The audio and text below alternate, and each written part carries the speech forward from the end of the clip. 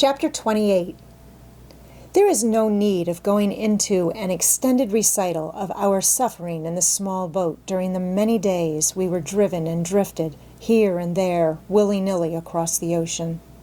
The high wind blew from the northwest for 24 hours, when it fell calm and in the night sprang up from the southwest. This was dead in our teeth, but I took in the sea anchor and set sail, hauling a course on the wind which took us in a south-southeasterly direction. It was an even choice between this and the west-northwesterly course which the wind permitted, but the warm airs of the south fanned my desire for a warmer sea and swayed my decision. In 3 hours, it was midnight, I well remember, and as dark as I had ever seen it on the sea.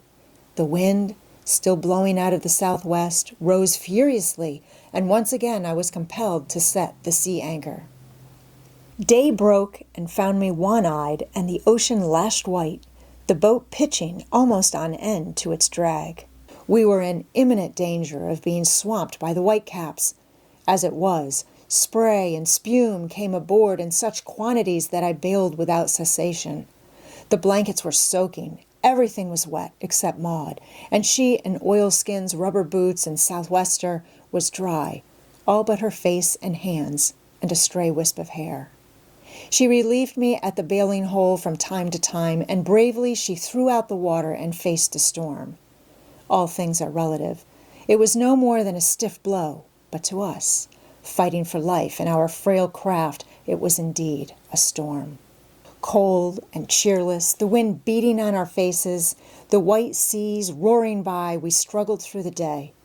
Night came, but neither of us slept.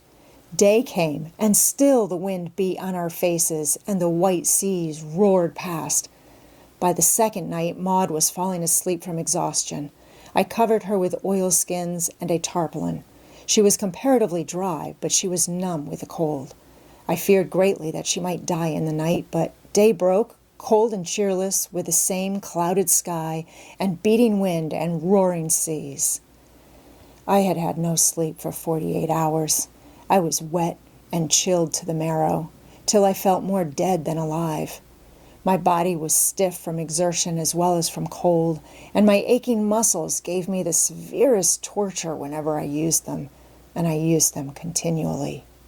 And all the time we were being driven off into the northeast, directly away from Japan and toward bleak Bering Sea.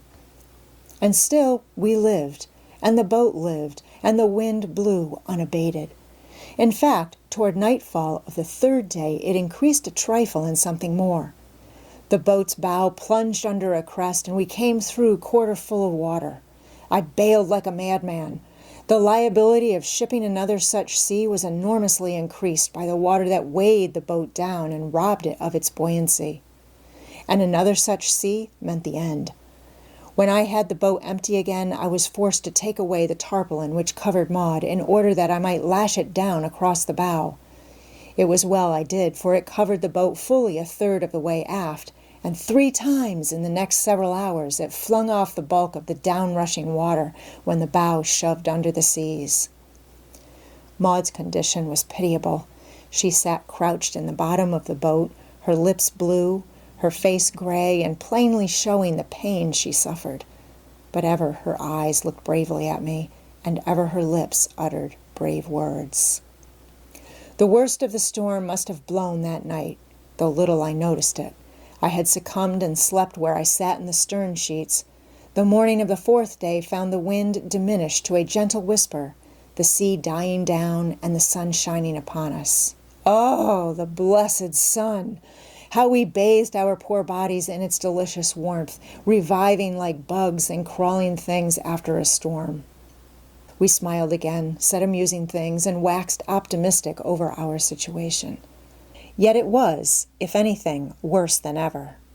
We were farther from Japan than the night we left the Ghost. Nor could I more than roughly guess our latitude and longitude. At a calculation of a 2-mile drift per hour during the 70 and odd hours of the storm, we had been driven at least 150 miles to the northeast. But was such calculated drift correct?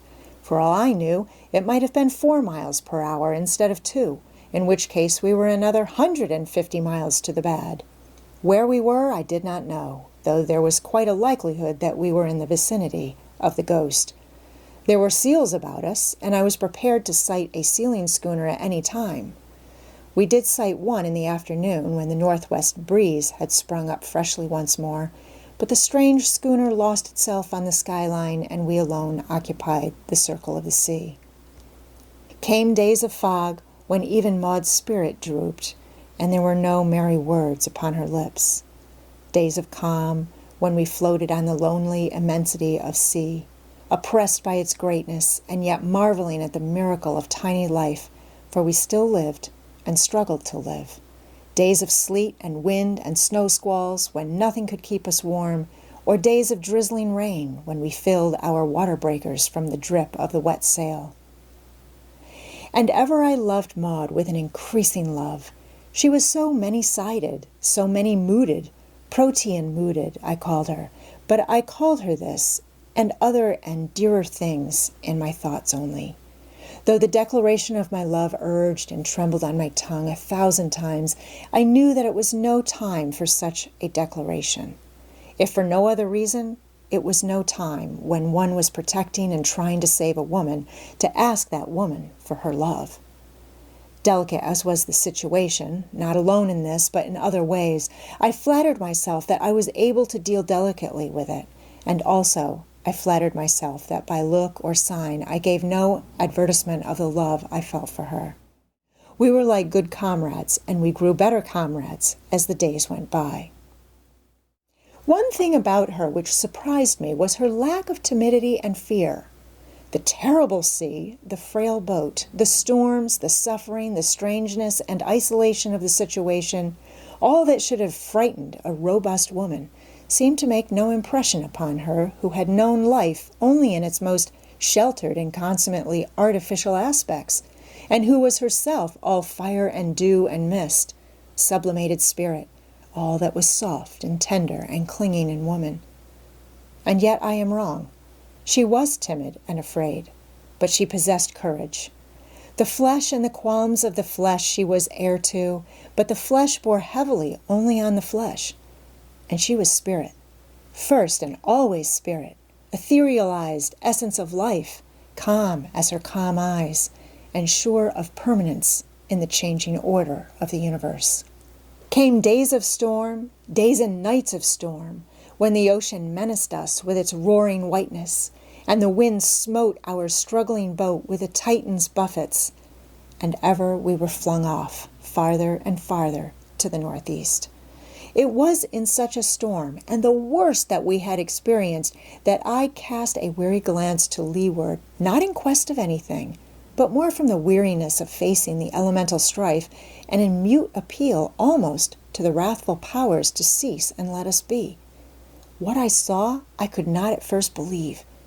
Days and nights of sleeplessness and anxiety had doubtless turned my head. I looked back at Maud, to identify myself, as it were, in time and space. The sight of her dear wet cheeks, her flying hair, and her brave brown eyes convinced me that my vision was still healthy. Again I turned my face to leeward, and again I saw the jutting promontory, black and high and naked, the raging surf that broke about its base and beat its front high up with spouting fountains, the black and forbidding coastline running toward the southeast and fringed with a tremendous scarf of white. "Maud?" I said. "Maud?" She turned her head and beheld the sight. "It cannot be Alaska!" she cried. "Alas, no," I answered and asked, "Can you swim?" She shook her head. "Neither can I," I said. "So we must get ashore without swimming, in some opening between the rocks through which we can drive the boat and clamber out. But we must be quick, most quick, and sure." I spoke with a confidence she knew I did not feel, for she looked at me with that unfaltering gaze of hers and said, "I have not thanked you yet for all you have done for me, but—" She hesitated, as if in doubt how best to word her gratitude. "Well?" I said brutally, for I was not quite pleased with her thanking me. "You might help me," she smiled. To acknowledge your obligations before you die? Not at all. We are not going to die. We shall land on that island, and we shall be snug and sheltered before the day is done." I spoke stoutly, but I did not believe a word, nor was I prompted to lie through fear. I felt no fear, though I was sure of death in that boiling surge amongst the rocks, which was rapidly growing nearer. It was impossible to hoist sail and claw off that shore. The wind would instantly capsize the boat. The seas would swamp it the moment it fell into the trough, and besides, the sail, lashed to the spare oars, dragged in the sea ahead of us. As I say, I was not afraid to meet my own death, there, a few hundred yards to leeward, but I was appalled at the thought that Maud must die. My cursed imagination saw her beaten and mangled against the rocks, and it was too terrible. I strove to compel myself to think we would make the landing safely, and so I spoke, not what I believed, but what I preferred to believe. I recoiled before contemplation of that frightful death, and for a moment I entertained the wild idea of seizing Maud in my arms and leaping overboard. Then I resolved to wait, and at the last moment, when we entered on the final stretch, to take her in my arms and proclaim my love, and with her in my embrace to make the desperate struggle and die. Instinctively, we drew closer together in the bottom of the boat. I felt her mittened hand come out to mine, and thus, without speech, we waited the end. We were not far off the line the wind made with the western edge of the promontory, and I watched in the hope that some set of the current or send of the sea would drift us past before we reached the surf. "We shall go clear," I said, with a confidence which I knew deceived neither of us. "By God, we will go clear!" I cried 5 minutes later. The oath left my lips in my excitement, the first, I do believe, in my life, unless, trouble it, an expletive of my youth be accounted an oath. "I beg your pardon?" I said. "You have convinced me of your sincerity," she said, with a faint smile. "I do know, now, that we shall go clear." I had seen a distant headland past the extreme edge of the promontory, and as we looked, we could see grow the intervening coastline of what was evidently a deep cove. At the same time, there broke upon our ears a continuous and mighty bellowing. It partook of the magnitude and volume of distant thunder, and it came to us directly from leeward, rising above the crash of the surf and traveling directly in the teeth of the storm. As we passed the point, the whole cove burst upon our view, a half-moon of white sandy beach upon which broke a huge surf and which was covered with myriads of seals. It was from them that the great bellowing went up. "A rookery!" I cried. "Now are we indeed saved. There must be men and cruisers to protect them from the seal hunters. Possibly there is a station ashore." But as I studied the surf which beat upon the beach, I said, "Still bad, but not so bad.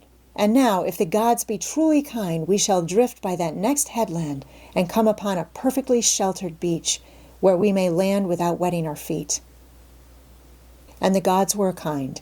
The first and second headlands were directly in line with the southwest wind, but once around the second, and we went perilously near, we picked up the third headland, still in line with the wind and with the other two.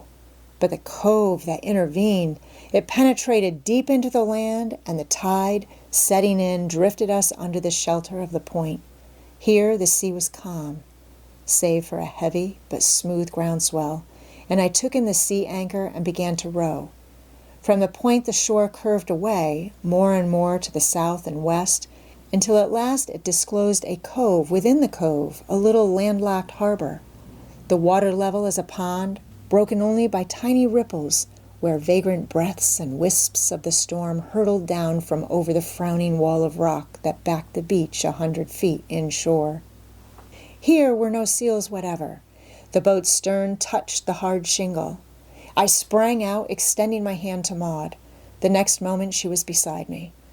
As my fingers released hers, she clutched for my arm hastily. At the same moment I swayed, as about to fall to the sand. This was the startling effect of the cessation of motion. We had been so long upon the moving, rocking sea that this stable land was a shock to us. We expected the beach to lift up this way and that, and the rocky walls to swing back and forth like the sides of a ship, and when we braced ourselves automatically for these various expected movements, their non-occurrence quite overcame our equilibrium. "I really must sit down," Maud said with a nervous laugh and a dizzy gesture, and forthwith she sat down on the sand. I attended to making the boat secure and joined her. Thus we landed on Endeavour Island as we came to it, landsick from long custom of the sea.